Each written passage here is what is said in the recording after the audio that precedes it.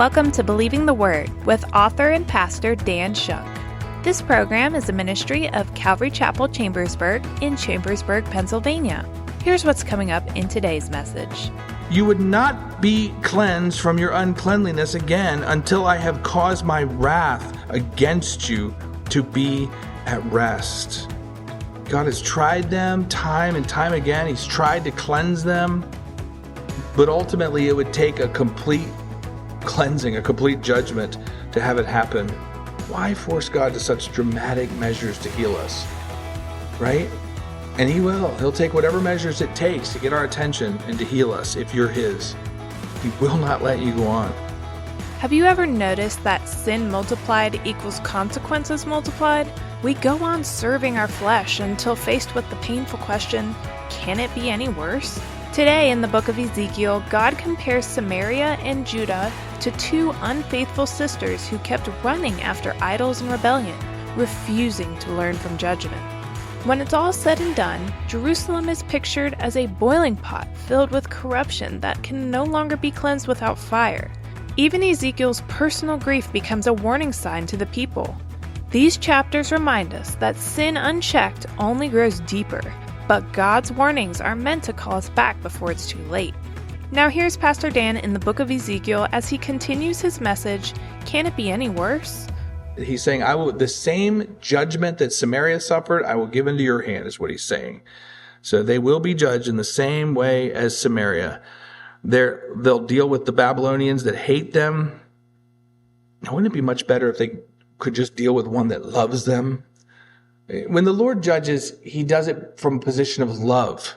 I'm going to judge you. I'm going to correct you. I'm going to change you because I love you and I want you to be better, right? But when we fall for these addictions and they start judging us and they start chastising us, they're doing it from a position of selfishness or hatred. They're not trying to help us in any way. God loves us. And His chastisement is to help us.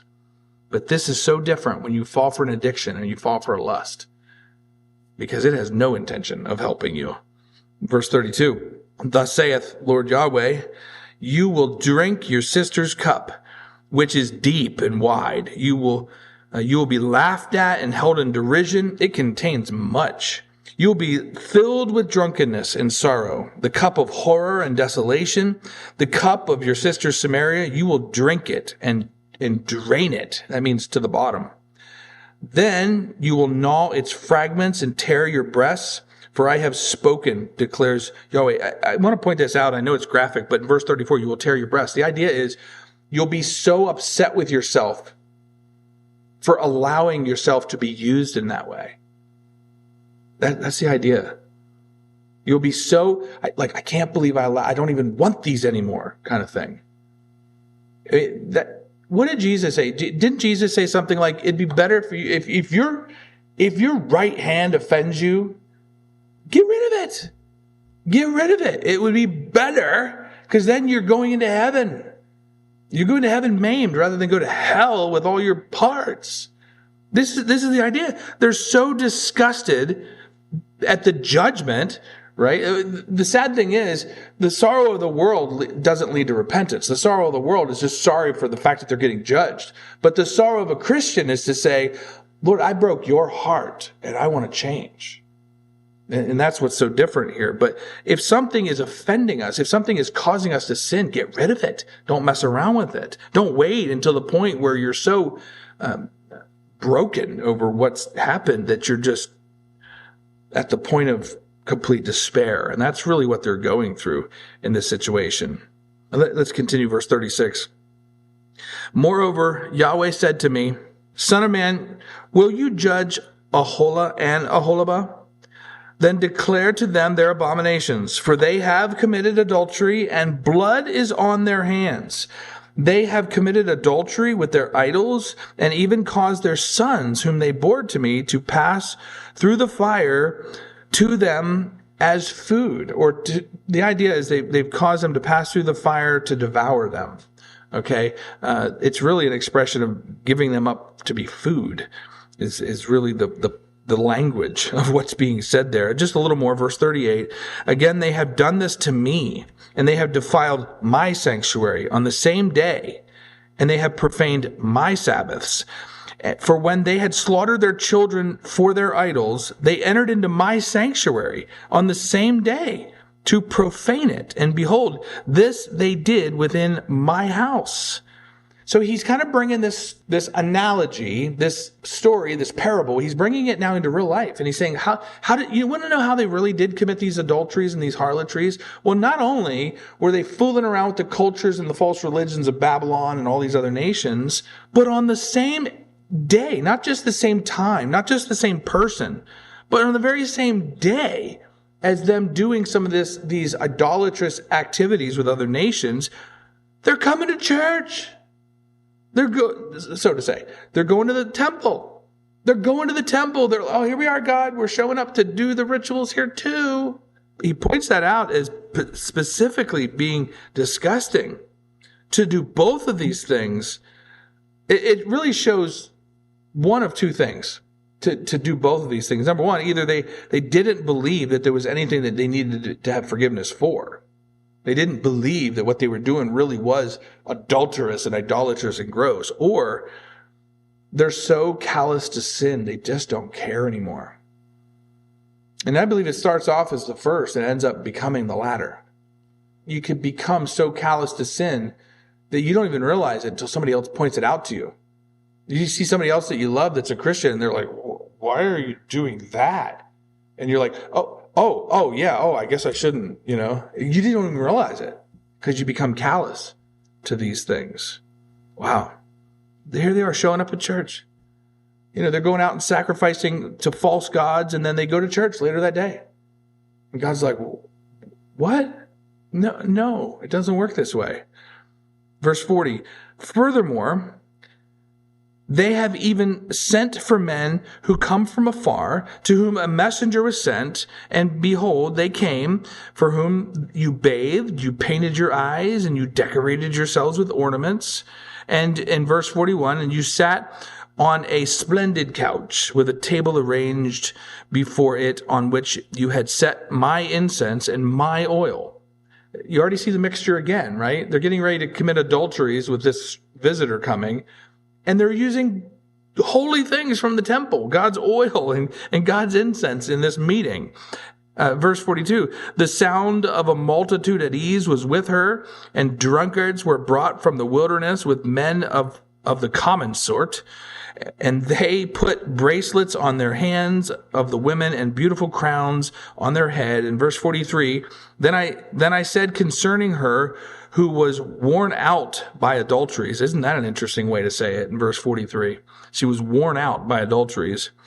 He said to her, will they now commit harlotry with her when she is thus?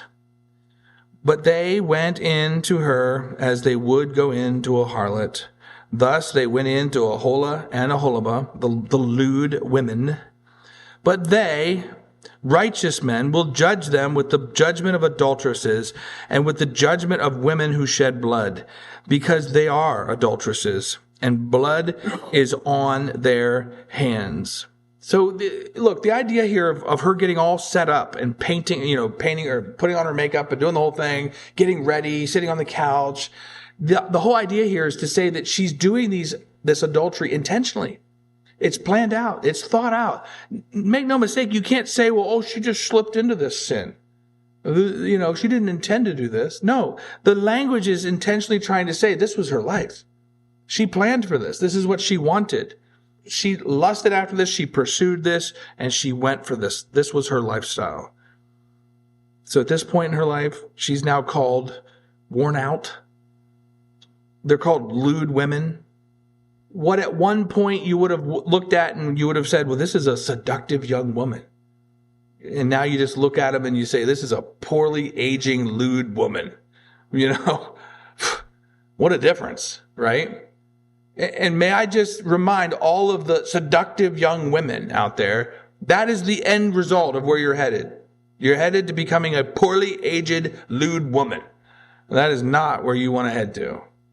Right? And that's exactly the results of what happens here for her. Wow. Isn't that grace? It's the grace of God even to say that. The path you're on, this is where it will take you. That's not what you want. Don't do this. That's God's grace. So let's finish this chapter here, verse 46.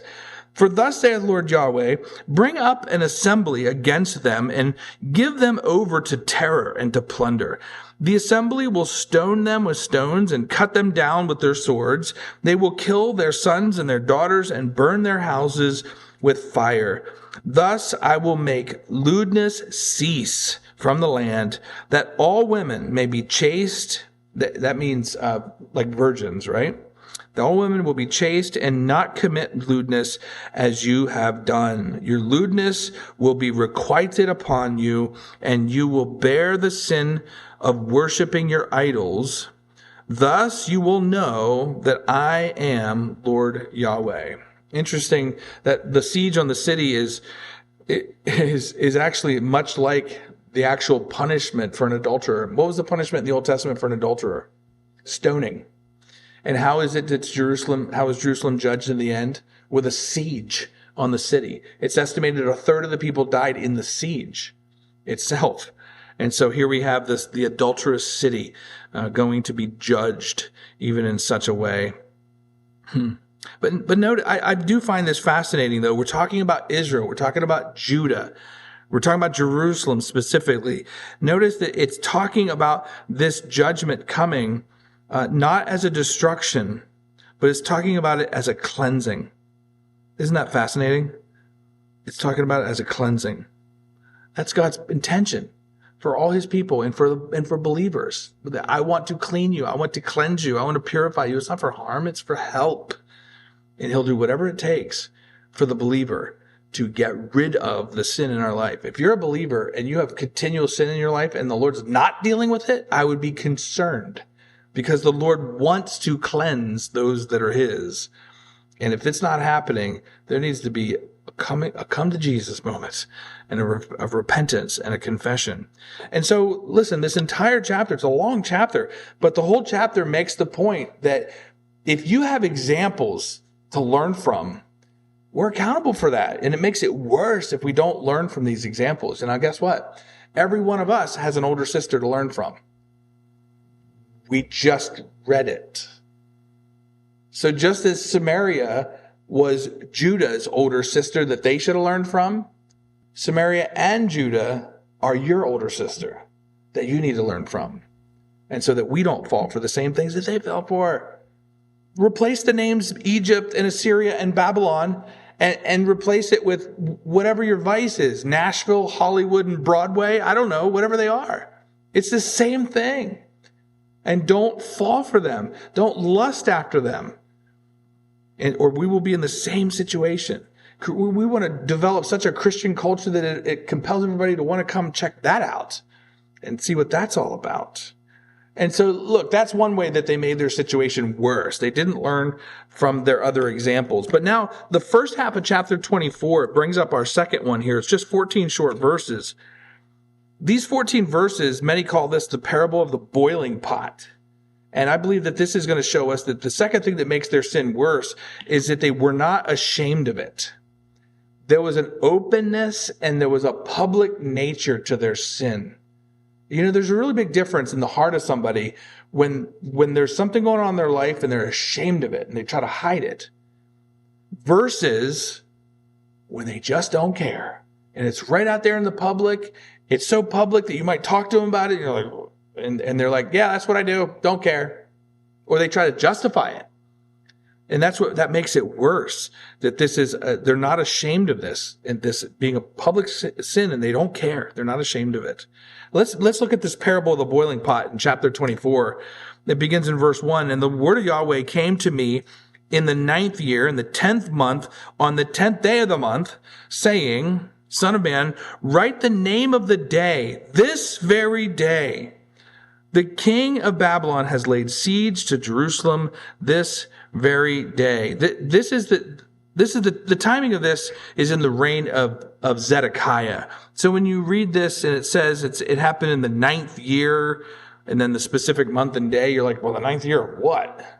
Well, it's the 9th year of Zedekiah's reign. Zedekiah was the very last king of Judah. You can cross-reference this story with many other places in the scripture, including 2 Kings 25.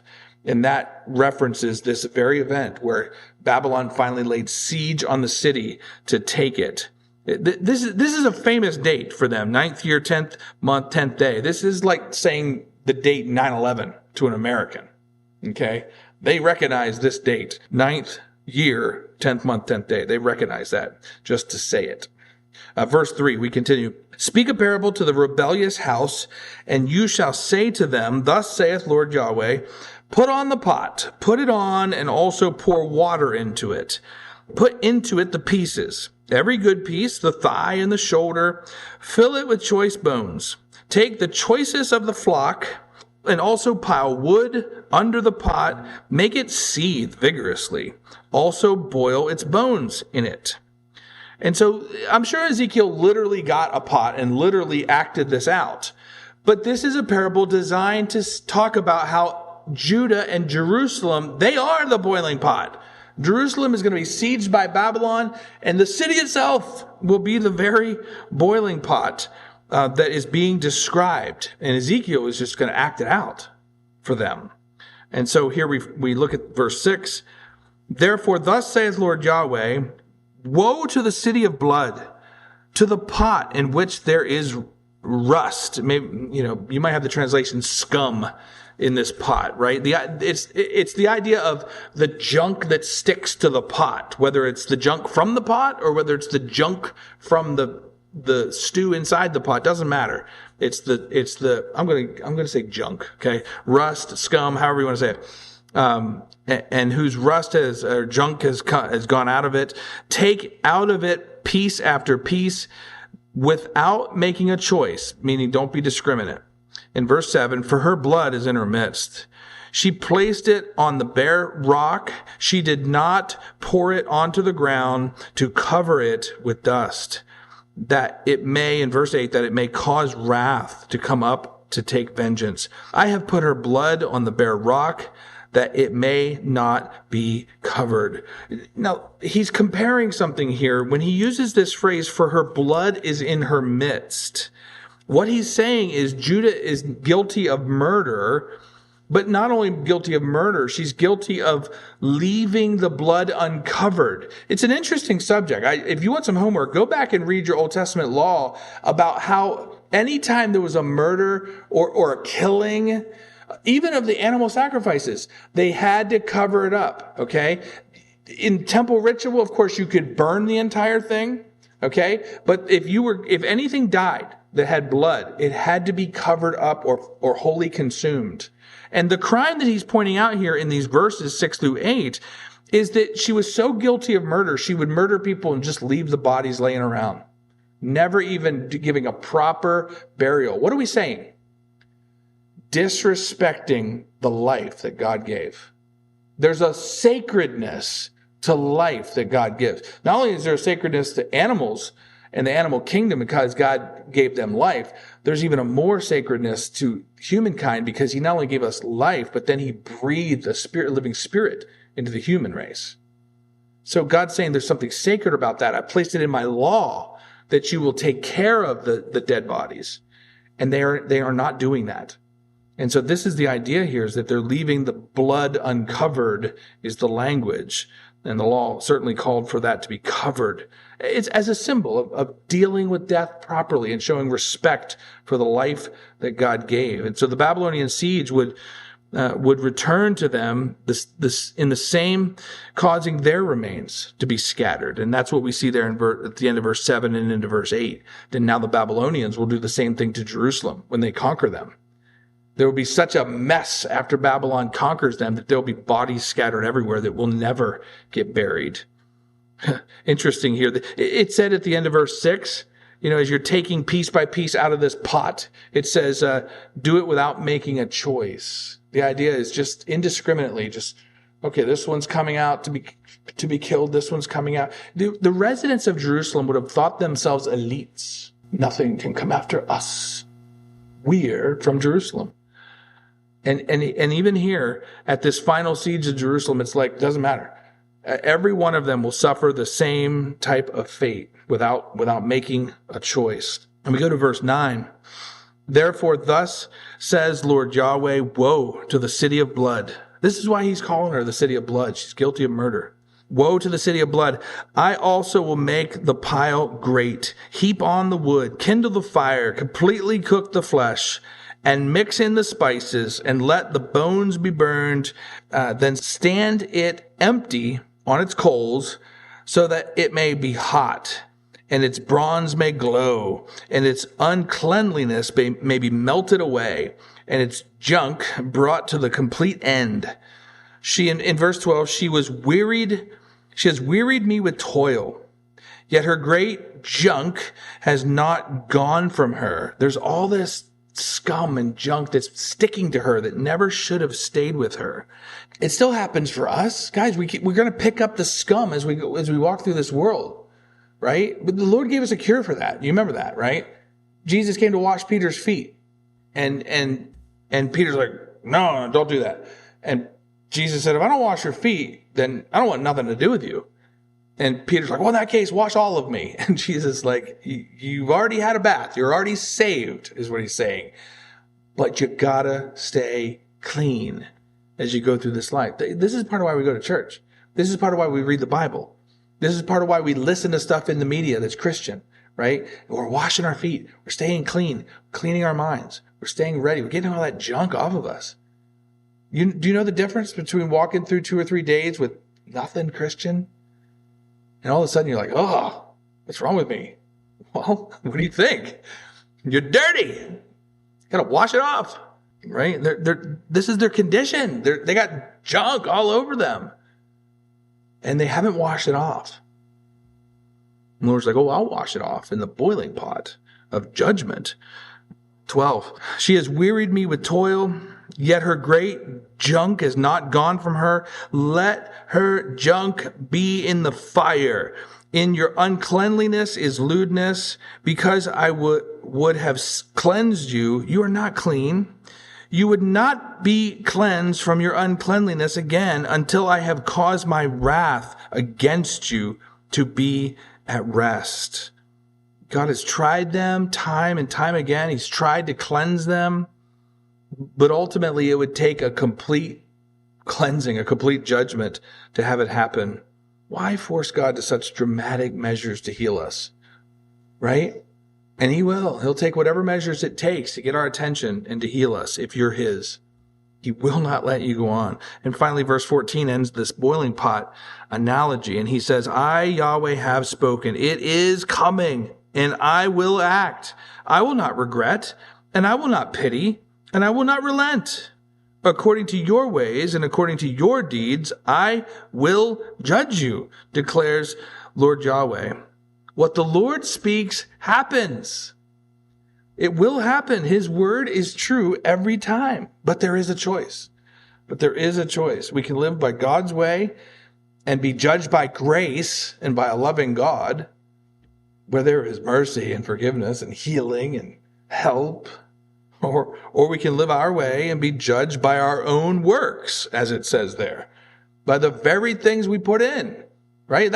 Isn't that what we read in chapter 23? The very lust that they went after is what came back and judged them. It's the same thing. How many times have you seen a coke addict or a heroin addict that's what gets them? You know, make no mistake. I mean, they died by a car accident. Well, no, it was because of the heroin that they were on. That's what caused it ultimately, right? These things don't go away. That's the very thing that ends up judging them.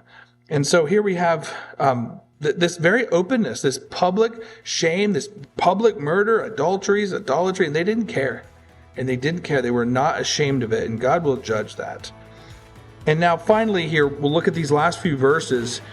Very interesting change of pace. I've said that we're ending this whole section, right? This next story, in a way, is the ending of this section of Ezekiel's messages to Judah. He's going to change his attention now. Going into this next section, he's going to address letters to foreign nations around that affected Israel, and he's going to go on to other subjects. How does the Lord have him end this section? By talking about something that would be one of the hardest things that could ever happen to you. By talking about Ezekiel losing his wife. He's going to lose his wife in these last few verses. You've been listening to Believing the Word, a ministry of author and pastor Dan Shunk at Calvary Chapel Chambersburg in Chambersburg, Pennsylvania. Pastor Dan has been teaching through a series in the book of Ezekiel. We'd love to get connected with you and hear about how God is working in your life through this teaching program. You can reach us by phone at 717-500-1102. Again, that number is 717-500-1102. You can also check us out at our website at ccchambersburg.org, where you can learn more about the ministry of Calvary Chapel Chambersburg and find our chapter-by-chapter messages. If you're in the Chambersburg area, we'd love to have you join us Sunday mornings and Thursday evenings on 5121 Coffee Avenue. Thank you for joining us today. We'll be back with more from the book of Ezekiel. But until then, this has been Believing the Word with Pastor Dan Shunk.